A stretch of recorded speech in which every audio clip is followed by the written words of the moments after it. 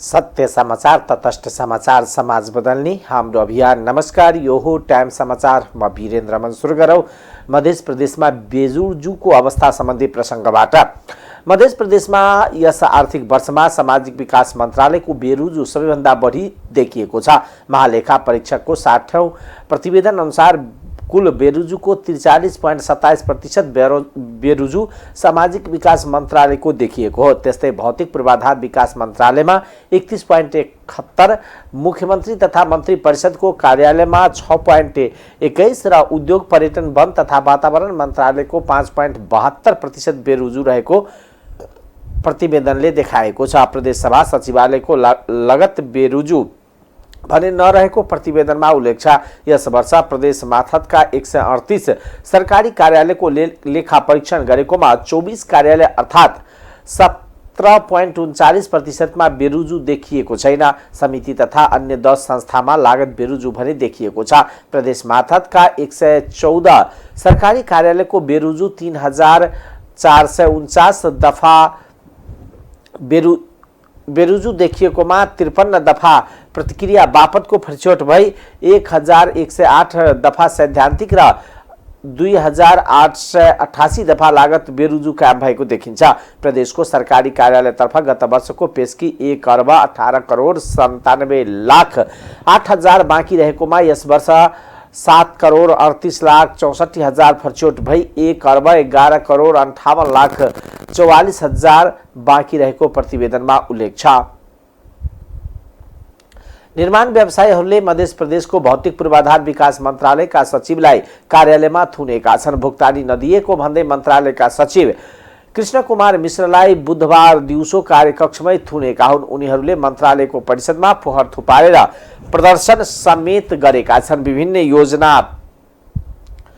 विभिन्न योजनाहरूको काम सम्पन्न गरेको 2 वर्ष बितिसक्दा समेत अझ भुक्तानी नदिएको निर्माण व्यवसायीहरूको गुनासो छ। पटक पटक भुक्तानीका लागि हारगुहार गर्दा समेत कुनै वास्ता नगरेपछि बाध्य भएर यस्तो कदम उठाउनु परेको निर्माण व्यवसायी खुसीलाल ठाकुरले बताउनुभयो। भुक्तानी नदिँदा बैंकको ब्याज दर समेत तिर्न समस्या भइरहेको उहाँको गुनासो छ। विभिन्न 38वटा योजनाको 60 करोड रकम भुक्तानी गर्न बाँकी रहेको उनीहरूले बताएका छन्। गत आर्थिक वर्षमा विभिन्न मन्त्रालय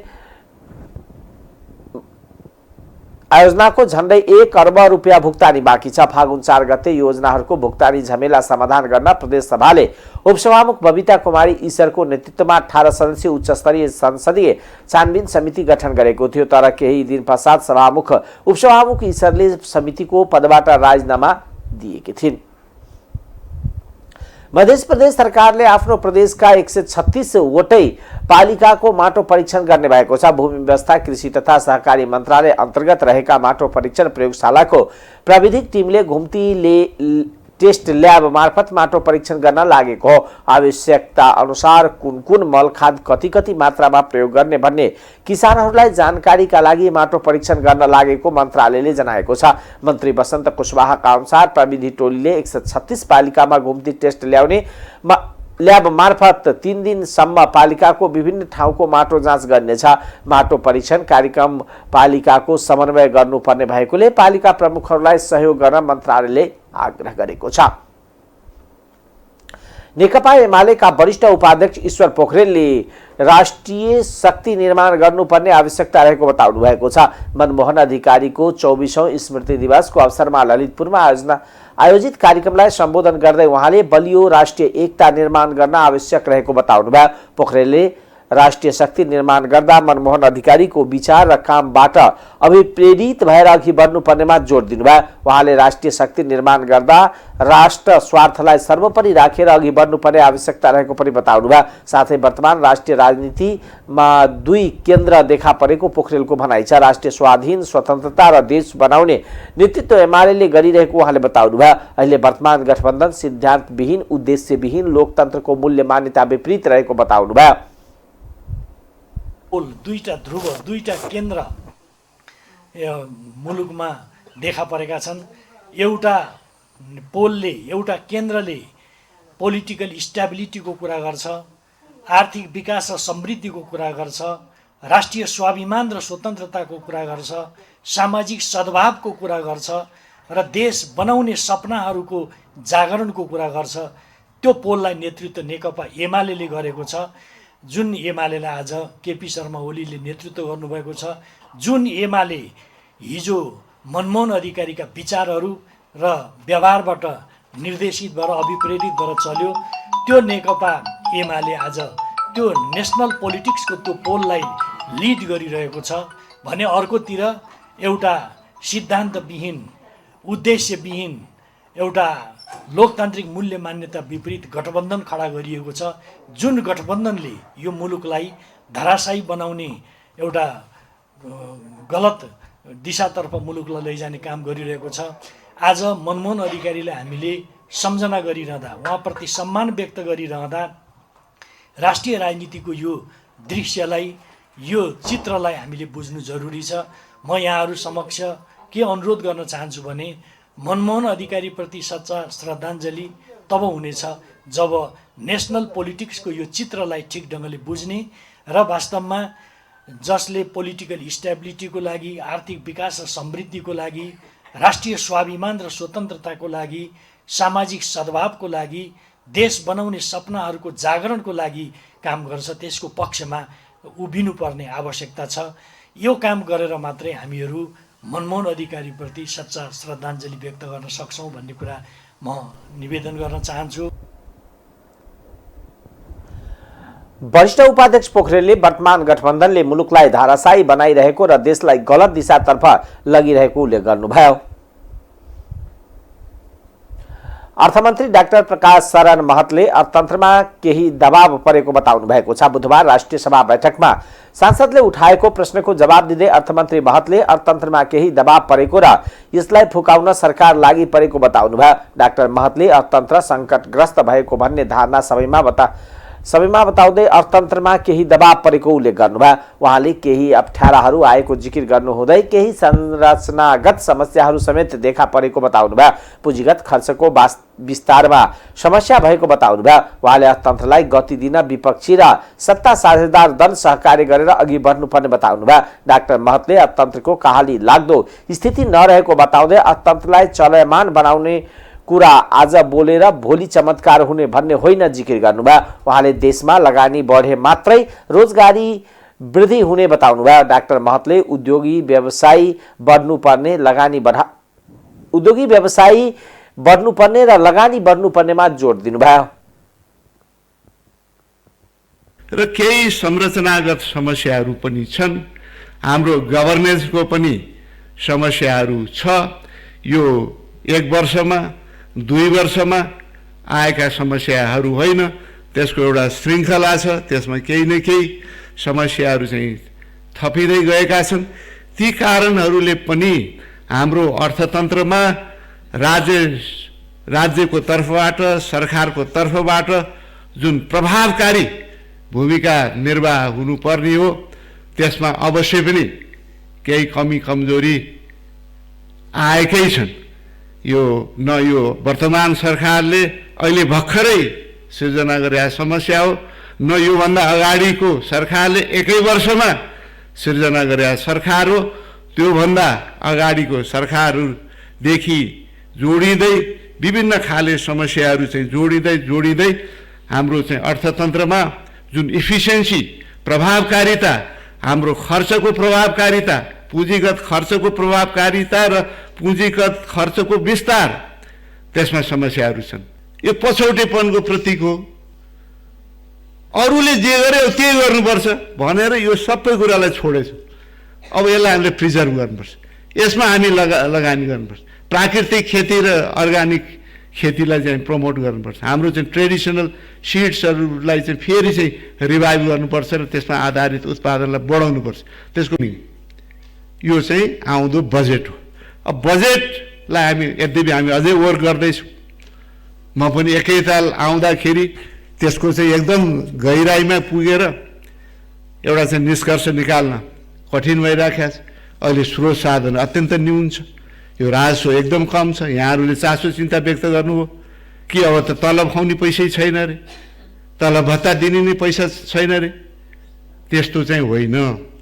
साधारण खर्चभित्र मान्यज्यूहरू तलब भत्ता त पर्छ सामाजिक क्षेत्रमा जुन हामी खर्च गर्छौँ सामाजिक सुरक्षा वृद्ध भत्ता लगायत यी तमाम खर्च पनि पर्छन्। त्यस्तै गरी चाहिँ स्वास्थ्य शिक्षामा लगानी पनि पर्छ। त्यस्तै चाहिँ प्रदेशहरूलाई दिने कतिपय अनुदान पनि त्यो भित्र पर्छ। त्यसो हुनाले त्यो साधारण खर्च चाहिँ हाम्रो चाहिँ पुँजीगत खर्चभन्दा ज्यादा र त्यसबाहेक यो राजस्वभन्दा ज्यादा देखियो। अवश्य पनि यो चाहिँ राम्रो कुरो होइन। कमसेकम साधारण खर्च त हामीले राजस्वले भ्याउनु पर्यो। त्यो भ्याउने बाटोतर्फ हामी चाहिँ सुरुवात बिस्तारै चाहिँ गर्छौँ। यसो भनिरहँदा अब यो राजस्वलाई अब आउने वर्ष त बढाउनु पर्यो। बढाउने कसरी भन्दा त फेरि अर्थतन्त्रले चलायमान गरेर बढाउने, जबरजस्ती चाहिँ उठाएर त चल्दैन। त्यसकारण कसरी अर्थतन्त्रलाई चलायमान बनाउने भन्दा मौद्रिक र फिस्कल पोलिसी मार्फत यो चाहिँ पुँजी प्रवाह गरेर चाहिँ आर्थिक गतिविधिलाई चाहिँ बढाउने। त्यसो व्यापार घाटा घटाउने सरकारको नीति रहेको उहाँले को भनाइ छ। उहाँले पूरा गर्ने गरी आयोजनालाई बजेट छुट्याइने बताउनुभयो। उपप्रधान तथा गृहमन्त्री नारायण काजी श्रेष्ठले एमाले अध्यक्ष केपी शर्मा ओलीमाथि अभद्र व्यवहार प्रदर्शन गर्नेलाई प्रहरीले नियन्त्रणमा लिएको बताउनु भएको छ। बुधबार प्रतिनिधि सभा बैठकमा बोल्दै गृहमन्त्री श्रेष्ठले झापाको बुधबारेमा एमाले अध्यक्ष ओली सहभागी भएको कार्यक्रममा कोशी प्रदेश नामाकरणमा विरोध गर्नेहरूले ढुङ्गामुढा गरेको बताउनुभयो। उहाँले सो घटना दुःखद भएको भन्दै सरकारको तर्फबाट निन्दा गरेको बताउनुभयो। उहाँले प्रहरीले ढुङ्गामुढा गर्ने व्यक्तिलाई नियन्त्रणमा लिएको पनि जानकारी गराउनुभयो। गृहमन्त्री श्रेष्ठले अराजक गतिविधि गर्नेहरूलाई सरकारले छुट दिन नसक्ने पनि प्रश्न पार्नुभयो। गृहमन्त्री श्रेष्ठले कपनमा भएको महिला हत्याको सम्बन्धमा पनि प्रहरीले अनुसन्धान जारी राखेको बताउनुभयो। उहाँले केही दिनभित्रै प्रहरीले सत्य तथ्य पत्ता लगाउने र दोषीलाई कानुनी कठघरामा ल्याउने विश्वास व्यक्त गर्नुभयो। उहाँले मिटर ब्याजी पीडितहरूलाई न्याय दिने र पीडकलाई कानुनी कठघरामा ल्याउने गरी सरकारले नीति निर्णय कदम र प्रक्रिया अगाडि बढाएको बताउनुभयो। उहाँले केही दिन अघि मिटर ब्याजी पीडितहरू आन्दोलनमा प्रहरीले बल प्रयोग गरेको भन्दै त्यसप्रति माफी माग्नुभयो। आफ्ना केही सहयोगीहरू सहित आफ्नो पार्टीको ग्रासरुट अभियानको सिलसिलामा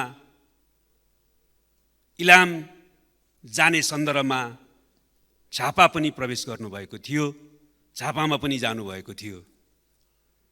झापाको बुधबारेमा उहाँको कार्यकर्तासँग भेटघाट गर्ने र कार्यकर्तालाई सम्बोधन गर्ने कार्यक्रम पनि थियो। त्यो कार्यक्रममा जाने क्रममा उहाँलाई र त्यो प्रक्रियामा अगाडि बढ्ने क्रममा कोशी नामाकरणमा विरोध राख्ने समूहको तर्फबाट कालो झण्डा प्रदर्शन गर्ने र केही अभद्र व्यवहारसहित त्यो कार्यक्रम हुन नदिने प्रयासस्वरूप केही ढुङ्गामुढाको घटना दुःखद घटना भएको छ। त्यसप्रति नेपाल सरकारको तर्फबाट म दुःख व्यक्त गर्दै त्यो घटनाको निन्दा गर्न चाहन्छु। यस क्रममा प्रहरीले एकजना ढुङ्गामुढा पहाडमा संलग्न व्यक्तिलाई त्यस कार्यक्रममा त्यस रूपमा प्रस्तुत हुने व्यक्तिलाई अहिले नियन्त्रणमा लिएको छ। प्रतिबद्ध छ यो कुरा म पुनः दोहोर्याउन चाहन्छु।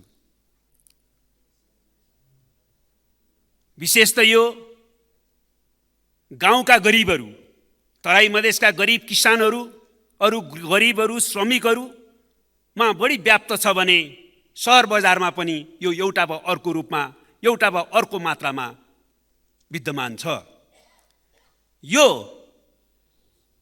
मिटर ब्याजीको समस्यालाई समाधान गर्ने क्रममा सरकार गम्भीरतापूर्वक अगाडि बढेको छ र यसलाई हर हालतमा समाधान गर्ने दृढ इच्छाशक्ति सहित सरकारले आफ्ना आवश्यक सबै नीति र निर्णयहरूको साथ अगाडि बढिरहेको कुरा म यहाँ स्पष्ट पार्न चाहन्छु। अहिले पनि सरकार छिटोभन्दा छिटो नागरिकता संविधान अन्तर्गत प्राप्त गर्न पाउनेहरूले कानुन बनाएर त्यो नागरिकता दिने भनेको अवस्थामा कानुनको अवक्तामा नागरिकता बिन हुनु परेको पीडा हामी सबैले बोध गर्न जरुरी छ। सरकारले त्यसलाई गम्भीरतापूर्वक लिएको छ। यो नागरिकता पाउनुपर्ने तर नागरिकता नपाइरहेको कानुनको अभावको कारणले भएको समस्यालाई छिटो समाधान गरेर नागरिकता प्रदान गर्नका निम्ति सरकार दृढ र स्पष्ट छ। त्यसकारण त्यसमा ढिलाइ गरिने छैन। तर एउटा कुरामा पनि सरकारको ध्यान छ, नागरिकता जस्तो संवेदनशील विषयमा हामी किन एकगठ नहुने, एक ढिको नहुने? त्यसमा पनि बहुमत र अल्पमतको स्थिति किन सिर्जना गर्ने? सिङ्गो देश संसद सकेसम्म एकताबद्ध होस्, सकेसम्म सहमतिद्वारा यो विषय टुङ्ग्याओस् भन्नेमा सरकार भएकोले सरकारले अहिले सबै पार्टीहरूसँग हामी र सम्बन्धित सरकारवाला व्यक्तिहरूसँग पनि छलफलको प्रक्रियामा छौँ। सकेसम्म सहमतिमा यो निष्कर्षमा पुगौँ। राष्ट्रिय हितमा कुनै कोणबाट कुठाराघात हुने स्थिति नबनोस् भन्ने कुरामा सबैले अलि लचकतापूर्वक सोच्ने स्थिति भयो भने यो राष्ट्रिय सहमति हुन पनि सक्छ। शान्ति प्रक्रियाको बाँकी काम पुरा गर्ने विषय अत्यन्तै गम्भीर र संवेदनशील विषय हो र त्यसमा प्रमुख राजनीतिक पार्टीहरूको बीचमा, नेताहरूको बीचमा एउटा सहमति भएको छ जो अत्यन्तै सन्तोषप्रद र प्रसन्नताको विषय हो, सन्तुष्टिको विषय हो। त्यो प्रक्रिया अगाडि बढ्नेछ भने अपेक्षा गरौँ। बाहिर द्वन्द्व पीडितहरूको कतिपय पक्षहरूले हाम्रो पनि आवाज सुनियोस् भनेर आवाज उठाइरहनु भएको छ। अरू लघु वित्त सम्बन्धी कतिपय मुद्दाहरूको पनि कुरा आएका छन्, सहकारीका मुद्दाहरू पनि आएका छन्। म सरकारको तर्फबाट सबैलाई संयमता अपनाउन, धैर्य अपनाउन, वार्ताको टेबलमा बस्न र राष्ट्रको अहिलेको अवस्था र आवश्यकता बुझेर सहमतिद्वारा अगाडि बढ्न पनि विशेष अपिल गर्न चाहन्छु। र मान्य सदस्यहरूले अहिले पनि र लगातार केही विषयहरूमा विभिन्न विषयमा ध्यानाकर्षण सरकारको गराउनु भएको छ। ती सबै विषय जो सकारात्मक छन्, जायज छन्, त्यसलाई सरकारले आफ्नो एजेन्डा बनाउनेछ। उहाँले मिटर ब्याजी पीडितहरूको समस्या समाधानका लागि सिङ्गो देश एक ढिक्का भएर अगाडि बढ्नुपर्ने बताउनुभयो। गृहमन्त्री श्रेष्ठले नागरिकता विधेयकमा सबै राजनीतिक दलहरू बीचमा सहमति खोज्ने कोसिस भइरहेको बताउनुभयो। नेकपा एमालेका प्रमुख सचेतक पदम गिरीले पार्टीका अध्यक्ष केपी शर्मा ओली सहभागी झापाको बुधबारेमा आयोजित कार्यक्रममा सत्तापक्षकै कार्यकर्ताहरूले अवांछित गतिविधि गरेको भन्दै आपत्ति जनाउनु भएको छ। बुधबार प्रतिनिधि सभा बैठकमा आकस्मिक समय लिएर बोल्दै प्रमुख सचेतक गिरीले पार्टीद्वारा आयोजित सो कार्यक्रममा पार्टी अध्यक्ष ओली सहभागी कार्यक्रम बिथोल्ने, ढुङ्गा मोरा गरेको भन्दै आपत्ति जनाउनु भयो। उहाँले मुलुकको शान्ति सुरक्षा कायम गर्ने जिम्मेवारी पाएको सत्ता पक्षले नै अध्यक्ष ओली सहभागी कार्यक्रममा हो हल्ला गर्ने, ढुङ्गामुरा प्रहार गर्ने, कार्यक्रम नै बिथोल्ने प्रयास गरेको भन्दै आक्रोशित हुनुभयो। प्रमुख सचेतक गिरीले मुलुकको शान्ति, समृद्धि र विकासका लागि रचनात्मक ढङ्गले भूमिका निर्वाह गरिरहेको आफ्नो पार्टीको नेतृत्वमाथि यस्तो खालको हरकत हुन्छ भने एमालेलाई सह्य नहुने चेतावनी समेत दिनुभयो। काठमाडौँबाट भद्रपुर हुँदै झापाको बुधबारको कार्यक्रममा सहभागी हुनुभएको छ। त्यस्तै गरेर भोलि इलाममा एउटा जिल्ला परिषदको कार्यक्रममा सहभागी हुँदै हुनुहुन्छ। 15 गते तेह्रथुममा सिटिभिटीको कार्यक्रममा सहभागी हुँदै हुनुहुन्छ। त्यस्तै गरेर 16 गते 5 थरको कार्यक्रम पश्चात 17 गते काठमाडौँ फर्किने कार्यक्रम तय भएको छ। सभामुख महोदय, काठमाडौँबाट झापातर्फ जाँदै रहँदाखेरि भद्रपुर विमानस्थलमा गइसके पछाडि त्यहाँबाट कार्यक्रम स्थल बुधबारसम्म जाने क्रममा कार्यक्रम स्थलमा पुग्दै लाग्दाखेरि कार्यक्रम स्थलभन्दा बाहिरपट्टि बसेर हाम्रो पार्टीको अध्यक्षलाई त्यहाँबाट बाहिरबाट हो हल्ला गर्ने, कार्यक्रम बिथोल्नका निम्ति अवांछित गतिविधिहरू गर्ने, शान्ति भङ्ग गराउने खालका काम र गतिविधिहरू त्यहाँ भएका छन्। हामी नेकपा एमाले शान्तिपूर्ण राजनीतिमा विश्वास गर्छौँ। हामी यो मुलुकमा लोकतन्त्र संस्थागत भएको हेर्न चाहन्छौँ। देशमा सुशासन र विकासको बाटोमा मुलुक अगाडि बढोस् भन्ने हामी चाहन्छौँ। मुलुकका तमाम व्यथितिहरू अन्त्य हुनुपर्छ भन्ने पक्षमा हामी छौँ र आम जनतालाई यो व्यवस्थाप्रति विश्वास जगाउन चाहन्छौँ र मुलुकलाई एउटा सही गन्तव्यमा अगाडि बढाउने काममा हामी लाग्न चाहन्छौँ। तर हामीले लडेर यो मुलुकमा लोकतन्त्र ल्यायौँ, यति ठुलो परिवर्तन हामीले नेतृत्वमा हामीले गऱ्यौँ। तर आज नेकपा एमाले एउटा कार्यक्रममा सहभागी हुन जाँदै रहँदाखेरि, एमालेको नेतृत्व जाँदाखेरि जुन प्रकार ढुङ्गामुढे गर्ने कोसिस गरिन्छ, अनेकन ढङ्गले कार्यक्रम भाड्ने कोसिस गरिन्छ, अशान्ति पैदा गर्ने कोसिस गरिन्छ, त्यसमा सत्तापक्षकै कार्यकर्ताहरू त्यसमा घुसपेट गरिएको छ, त्यहाँभित्र सहभागी गराउने काम हुन्छ। आज मुलुकमा शान्ति स्थापना गर्ने दायित्व सत्तापक्षको हो कि होइन, त्यो जिम्मेवार हुनुपर्छ कि पर्दैन? हामी प्रतिपक्षमा बसेर अन्याय सहनुपर्ने कुनै जरुरत छैन। सभामुख महोदय जो अहिले प्रमुख सचेतक गिरीले प्रमुख प्रतिपक्षी जस्तो पार्टीलाई जिस्क्याउने काम नगर्न पनि सत्ता दल र सरकारलाई सचेत गराउनु भयो। नेकपा बहुमत संयोजक धर्मेन्द्र बास्तोलाले पछिल्लो समय नेपाललाई अन्तर्राष्ट्रिय खेल मैदान बनाउने षड्यन्त्र सतहमा आएको बताउनु भएको छ। प्रगतिशील लेखक तथा साहित्यकार खेम थपलियाको नाट्यकृति कामरेज 50% को विमोचन गर्दै बास्तोलाले शक्ति केन्द्रहरू एमसीसी र एसपीपीलाई लागू गरेर नेपाललाई विदेशीको खेल मैदान बनाउन लागेको आरोप लगाउनु भयो। उहाँले सत्ता र प्रतिपक्षमा रहेका पार्टी र नेताहरू फेल भएको संकेत गर्दै उपनिर्वाचनको परिणामले गरेको बताउनु भयो। बास्तोलाले एमसीसी एसपीपी जस्ता राष्ट्रघाती परियोजना लागू गरी नेपाललाई विदेशीको खेल मैदान बनाउने शक्तिहरू लागेको दावी गर्नुभयो। उहाँले सत्ता र प्रतिपक्षमा रहेका पार्टी नेताकै कारण विदेशीले खेल्न पाएको बताउनु भयो। उहाँले नयाँ शक्तिको नाममा देशलाई युक्रेन बनाउन खेल सत्तामा आउन थालेको दावी समेत गर्नुभयो। एडजस्टमेन्टबाट यसलाई हल गर्न सकिन्छ त भन्नाले सकिँदैन।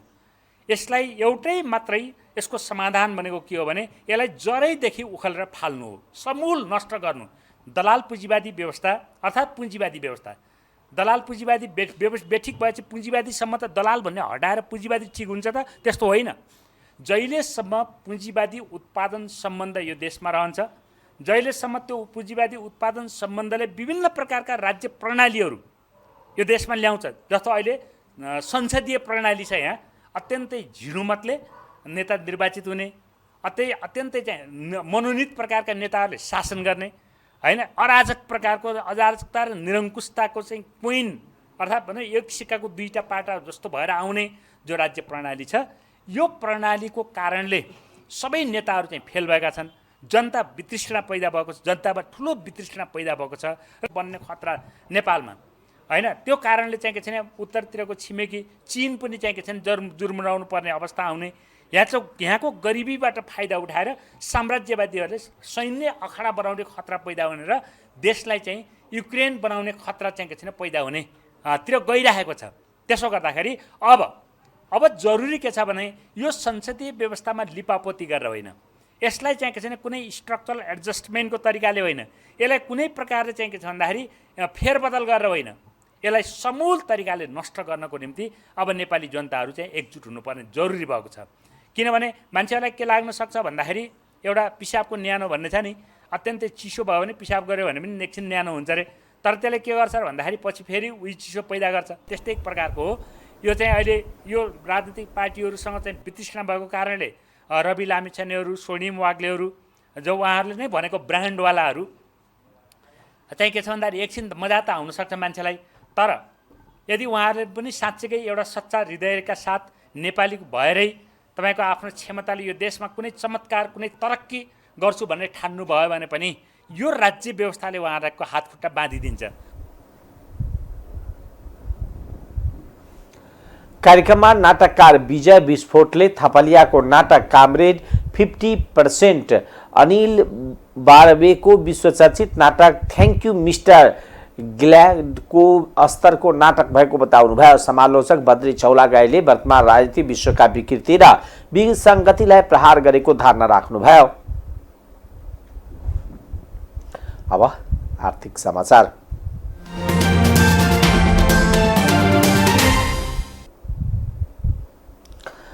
नेपालमा सञ्चालित निर्जीवन बीमा कम्पनीहरूले चालु आर्थिक वर्षको 9 महिनामा 30 अर्ब रुपियाँ भन्दा बढी बीमा शुल्क सङ्कलन गरेका छन्। चालु आर्थिक वर्षको साउनदेखि चैत मसान्तसम्म 30 अर्ब 1 करोड 48 लाख रुपियाँ बराबरको बीमा शुल्क सङ्कलन गरेका हुन्। यो शुल्क 21,66,328 बीमा लेख बिक्री गरेर सङ्कलन गरिएको नेपालमा बीमा प्राधिकरणका अनुसार गत चैत महिनामा मात्रै निर्जीवन बीमा कम्पनीहरूले 4 अर्ब 14 करोड 15 लाख रुपियाँ बराबरको बीमा शुल्क सङ्कलन गरेका छन्। यस अवधिमा यी कम्पनीहरूले 2,89,883 वटा बीमा लेख बिक्री गरेका हुन्। निर्जीवन बीमा कम्पनीहरूमध्ये सबैभन्दा बढी अब्बल शिखर इन्स्योरेन्स देखिएको छ। चैत मसान्तसम्ममा यस कम्पनीले 4 अर्ब 15 करोड 48 लाख रुपियाँ बराबरको बीमा शुल्क आर्जन गरेको छ। यो शुल्क 2,03,301 बीमा लेख बिक्री गरेर आएको हो। त्यस्तै दोस्रोमा Sagarmatha Lumbini insurance company limited रहेको छ। यस कम्पनीले 2,65,558 बीमा लेख बिक्री गरेर 3 अर्ब 48 करोड 13 लाख रुपियाँ बीमा शुल्क सङ्कलन गरेको छ। त्यस्तै सबैभन्दा बढी बीमा शुल्क सङ्कलन गर्ने तेस्रो स्थानमा रहेको सिद्धार्थ इन्स्योरेन्स कम्पनीले 3 अर्ब 35 करोड 25 लाख रुपियाँ बीमा शुल्क सङ्कलन गरेको छ। यस अवधिमा नेको इन्स्योरेन्सले 2 अर्ब 26 करोड 31 लाख, हिमालयन एभरेस्ट इन्स्योरेन्सले 2 अर्ब 29 करोड 49 लाख बराबरको बीमा शुल्क सङ्कलन गरेको छ। बीमा प्राधिकरणका अनुसार चालु आर्थिक वर्षको चैत महिनासम्ममा राष्ट्रिय बीमा कम्पनीले 1 अर्ब 79 करोड 52 लाख रुपियाँ, एनएलजी इन्स्योरेन्स कम्पनीले 1 अर्ब 81 करोड 12 लाख रुपियाँ र सानिमा जीआईसी इन्स्योरेन्स कम्पनीले 1 अर्ब 65 करोड 46 लाख रुपियाँ र अज्योड इन्स्योरेन्स कम्पनीले 1 अर्ब 44 करोड 32 लाख रुपियाँको बीमा शुल्क सङ्कलन गरेका छन्। अब अन्तर्राष्ट्रिय समाचार।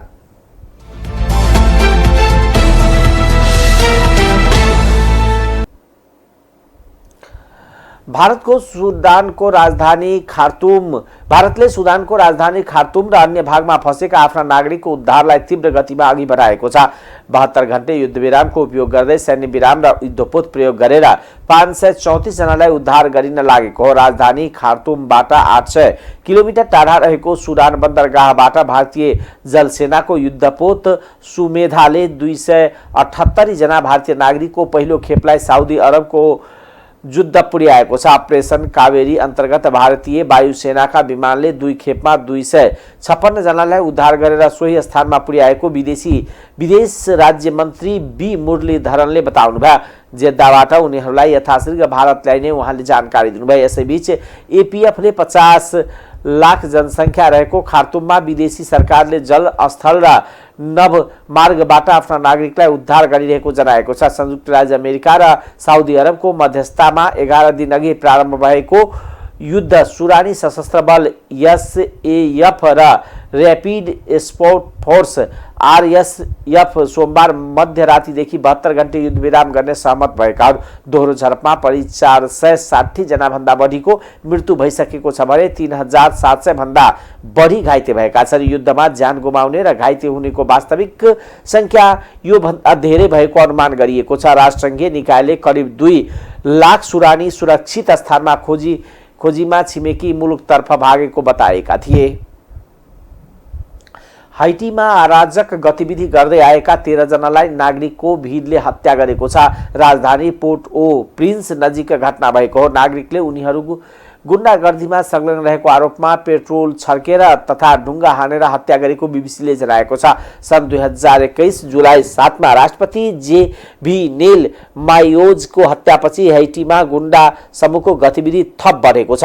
गुण्डा समूह लुटपाट र हत्यामा सक्रिय हुने गरेका छन्। संयुक्त राष्ट्रसङ्घको सोमबार प्रकाशित एक प्रतिवेदनका अनुसार यसै महिना अप्रिल 14 देखि 19 सम्म मात्रै गुण्डा समूहले 18 महिला र 2 बालबालिका सहित 70 जनाको हत्या गरेका थिए। प्रतिवेदनका अनुसार राजधानीमा असुरक्षाको अवस्था युद्धरत देशहरू जस्तै स्तरमा पुगेको छ। विद्यालय र स्वास्थ्य केन्द्रहरू बन्द गर्नुपर्ने बाध्यता छ।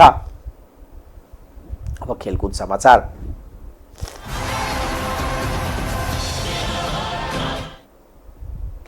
ओमान एसीसी प्रिमियर कपको सेमिफाइनलमा पुगेको छ। बुधबार त्रिवी क्रिकेट मैदानमा भएको खेलमा साउदी अरेबियाले 72 रनले हराउँदै ओमान फाइनलमा पुगेको हो। ओमानले दिएको 367 रनको विशाल लक्ष्य पछ्याएको साउदी अरेबिया 46 ओभर 5 बल 2 बलमा 294 रनमा अल आउट भयो। यसअघि टस हारेर ब्याटिङ गरेको ओमानले निर्धारित 50 ओभरमा 6 विकेट गुमाएर 366 रन बनायो। यो सँगै समूह एमा बाट सेमिफाइनलमा पुग्ने टोलीको टुङ्गो लागेको छ। यो समूहबाट नेपाल यसअघि नै एक खेल अघि नै सेमिफाइनलमा पुगेको छ। त्यस्तै समूह बीमा युए सेमिफाइनलमा पुगेको छ। अब भोलि हङकङ र कुवेत बीच हुने खेलको विजेता यो समूहबाट सेमिफाइनलमा पुग्ने अर्को टोली बन्नेछ। एसीसी प्रिमियर कपको विजेता टोलीले आउँदो सेप्टेम्बरमा पाकिस्तानमा हुने एसिया कप खेल्न पाउनेछन्। शीर्ष 3 टोलीले जुलाईमा हुने ACC imaging teams Asia cup खेल्न पाउनेछन्। टाइम्स समाचार अहिलेको लागि यति नै। हेर्दै गर्नुहोला टाइम्स टेलिभिजन। नमस्कार।